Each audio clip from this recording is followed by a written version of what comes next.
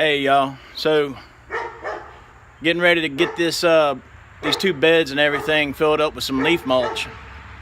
My neighbor's dog is barking a lot. I apologize for that. So just gonna take a quick video of me using this and getting the leaves all mulched up and everything like that.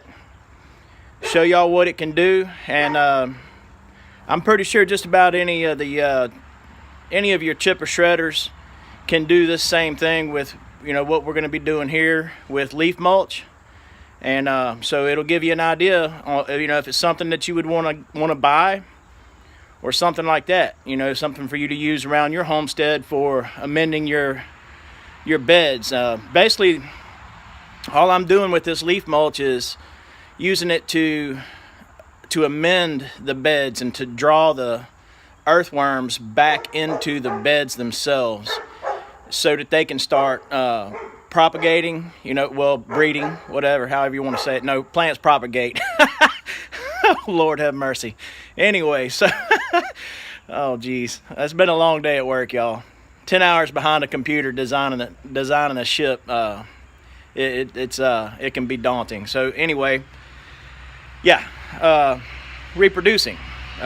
Get the worms reproducing once they get drawn to the leaf mulch and everything like that. So we'll go ahead and get started with this. Like I said, it's just gonna be a short video.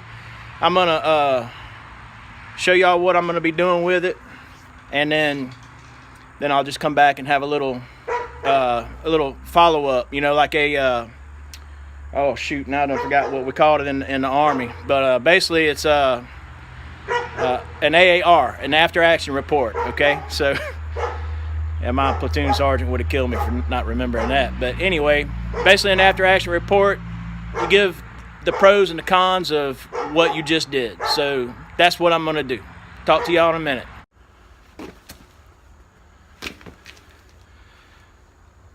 Safety first, y'all. Eye pro, ear pro. Sorry if I'm yelling, I can't hear myself. All right, let's get to it.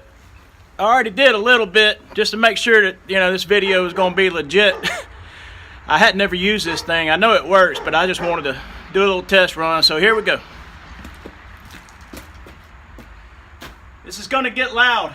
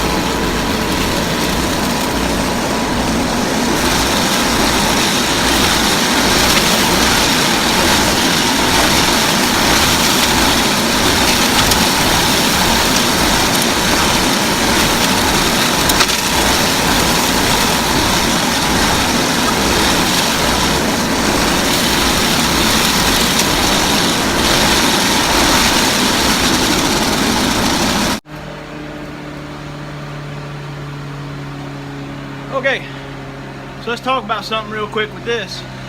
Oh, let me get out of the shot a little bit. So y'all can hear that sound. That's those steel fingers inside of there, and also the chipper blade itself. It's still spinning, and it'll spin, shoot, for a good minute and a half before it's safe to fool with. Like if you gotta dig something, well, if something's jammed, it's gonna be jammed. You know what I'm saying? You're gonna know it. It's gonna bind up. It's gonna make an awful racket, and you're gonna have to disengage that thing right quick before you burn the belt up, or you burn the. Well, there's all kind of things. You could shim a key. The key that you use for the shaft that holds the collet onto the shaft. There's a key that goes in there. You could shim that key. Got to be careful not to put things that are too big in your chipper shredder. If it calls for a certain size, make sure you don't go over that size, even if the hole's big enough. And that's because those keys that are holding the collet and the shaft together, they're only rated, you know, for so many pounds per inch, you know, of pressure. If you exceed that, and then you know, you're gonna break something. So just make sure you follow your manufacturer's instructions on whatever you use. Now, I got this secondhand, so my manufacturer's instructions was my neighbor telling me what to do and what not to do. So I like what it's doing so far. Let me show y'all.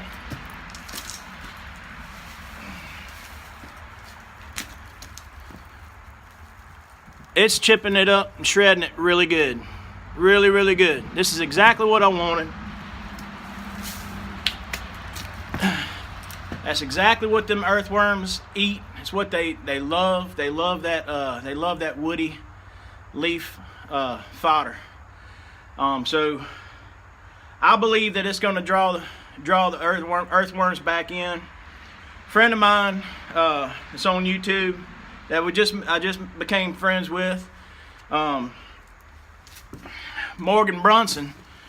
He said that, you know, not to buy any earthworms and put them in, because they'll compete with the native species and possibly draw them, you know, like make them to where they don't come back. So I'm all about natural stuff, y'all. I don't want to hurt the environment around here with what I'm doing. I want to build it back up and get it back to where it should be.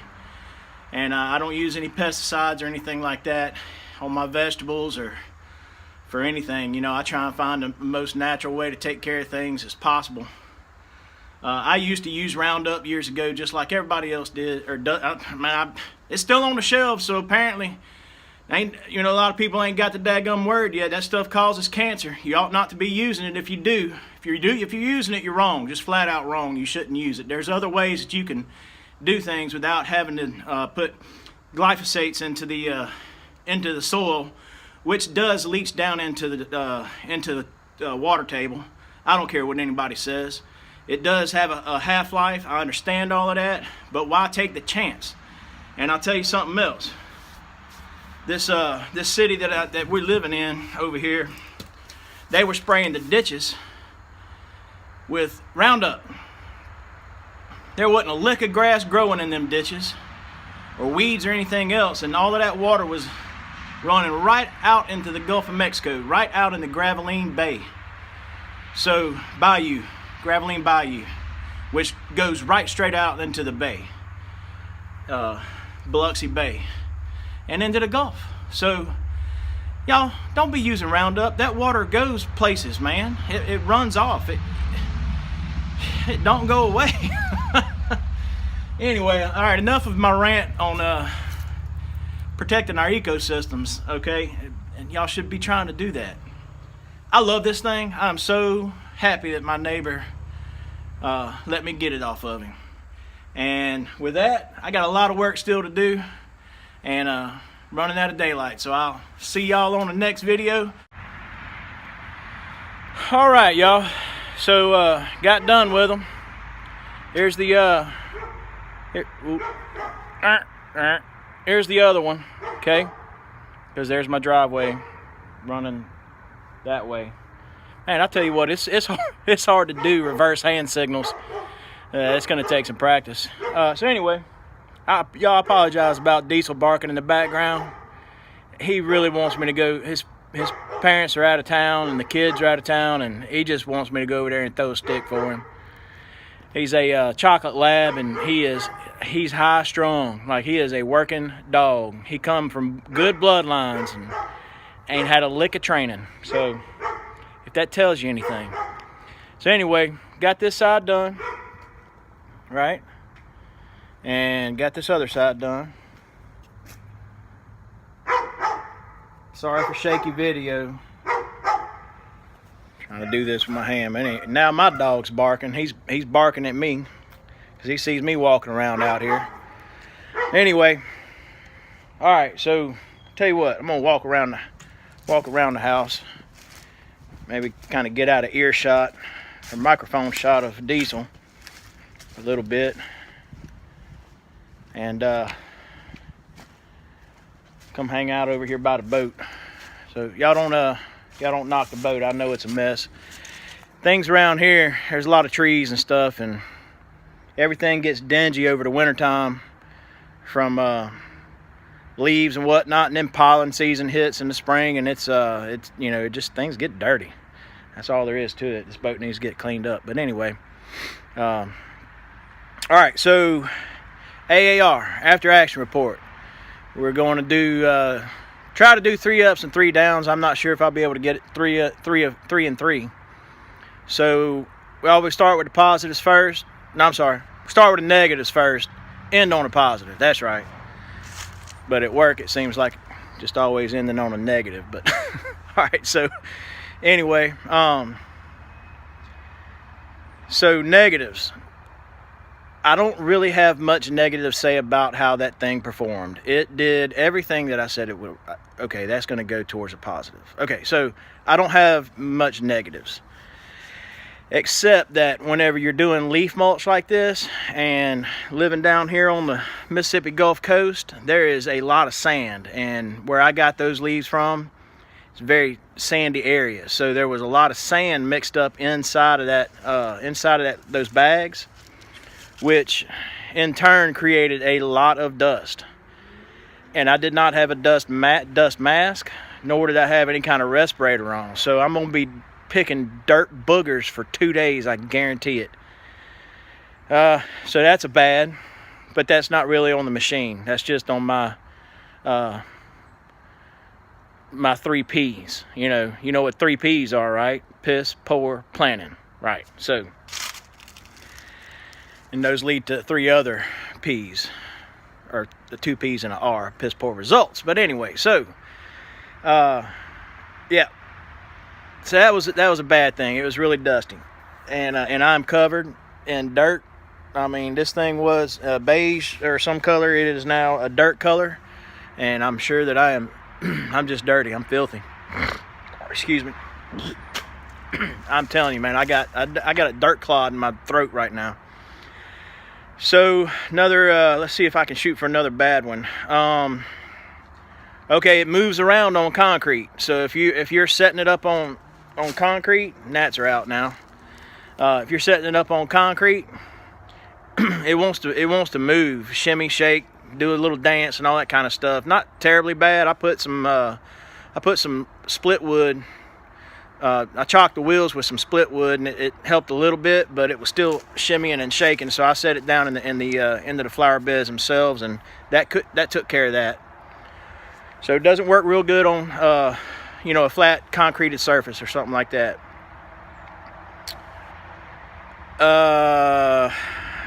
It doesn't have a dipstick to check the oil. So at least I haven't found one. Maybe it does. I'm gonna look some more, but I didn't see a dipstick, and so I'm not sure. Of course, I haven't checked the oil. My neighbor Caleb, he said that he had topped everything off whenever he brought it over here, so I know it was good when he brought it here. So I think that was 3. So 3 positives. It worked exactly like I wanted it to. It did what I wanted it to do with those leaves. It also does exactly what I want it to do with with any kind of limbs and things like that. I threw some of those Indian hawthorn bushes in there into the big hopper, and it worked good. Oh, I got another bad one, which is not really bad. It's just something you got to be extremely careful of.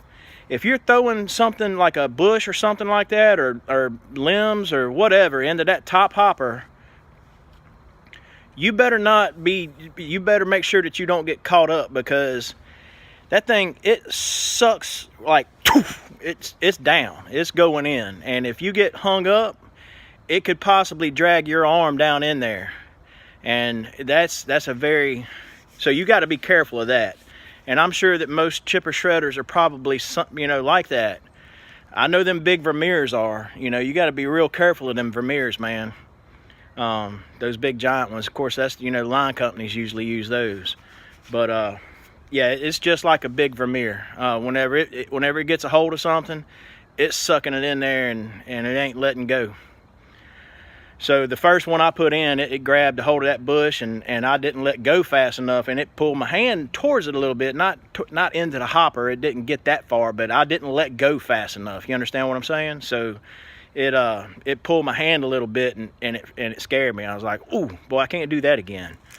So and I probably wouldn't recommend wearing gloves if you're going to be feeding the limbs and things like that, and debris. I don't think I would wear gloves. I took mine off. As soon as that happened, I took my gloves off. Because, you know, any of you that know anything about machining, you don't wear gloves whenever you're a machinist. You don't wear long sleeves, nothing that can get caught, no rings, no nothing. Nothing to get caught on something and pull you into that machine. So, as soon as that happened, I took my gloves off. And I'm not sure if y'all caught that in the video or not, that I didn't have gloves on a second time. But anyway, maybe I did. I don't know. But anyway, I did take them off. Another positive. It's very portable. Even though it's bigger than the ones that they sell, you know, at the stores and stuff, it's very portable. So I didn't have any problem moving it around. Even just getting it in and out of those beds, I didn't have any trouble with it. Of course, it was only, you know, a 4-inch lip on the concrete there. Coming out of the bed, so it wasn't that bad, and easily maneuverable on flat surfaces and whatnot. I'm sure if you get it on the hills and things, you know, it's going to be a little bit more difficult, but you know, that's something that you'd have to figure out for yourself. So anyway, overall great experience. Didn't take long. It just took four of those large landscaping bags full of leaves to do I'd say 20 foot by 2.5 feet and 3.5 to 4 inches thick. So if that gives you any inclination. So 8 bags total for 40 feet by 2.5 feet by 4 inches, and worked out good. Okay, so I appreciate y'all coming and watching my videos, y'all. I'm really enjoying doing this, and I like I said before, I do enjoy teaching people things. So more videos to come, and I can't wait to get started on the aquaponics and the hydroponics. Hydroponics is coming first because I got to get those cabbages in there, and then the aquaponics it's gonna come later, and after I get done with some other things. Like I've got to get my tomatoes staked up, so I'll probably do I'm definitely going to do some videos on that too, because I'm going to do a different way, you know, an unconventional way of doing tomatoes, because the way that I had my other system at my old house, I had tomatoes growing all the way up on my roof, y'all, like all the way, not, you know, my roof was that high, but I had them growing all the way up on top. So yeah, it was pretty cool. That was an epic aquaponic system. So anyway, I'm talking too much, rambling on. Y'all have a great night. Thank y'all for watching Beach Family Homestead. And you know, man, if you're not subscribed, please subscribe. I'm not doing it for money, but you know, I like the interaction. The people that I've talked to so far, you know, that have commented on my videos, I appreciate y'all commenting. Y'all have taught me some things, gave me some different ideas about how to do stuff, and you know, and all that kind of good stuff. And I enjoy the interaction. It's great. So I love the community. It's awesome. So with that said, Beach Family out.